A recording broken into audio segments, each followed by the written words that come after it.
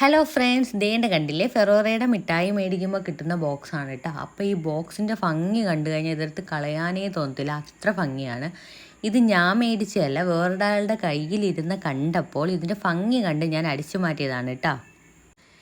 എന്നാൽ പിന്നെ ഇന്നത്തെ പെയിൻറ്റിങ് ഇതിലാക്കാമെന്ന് വിചാരിച്ചിട്ട് ഫുള്ള് വൈറ്റ് അടിച്ചിട്ട് അതിൽ ബ്ലാക്ക് മാത്രം വെച്ചിട്ടുള്ളൊരു സിമ്പിളായിട്ടുള്ളൊരു പെയിൻറ്റിങ് ആണ് കേട്ടോ കൊടുക്കുന്നത്. വളരെ എളുപ്പം ചെയ്യാൻ പറ്റുന്ന രീതിയിലുള്ളൊരു ചെറിയൊരു പെയിൻറ്റിങ് ആണ് കേട്ടോ കൊടുക്കുന്നത്.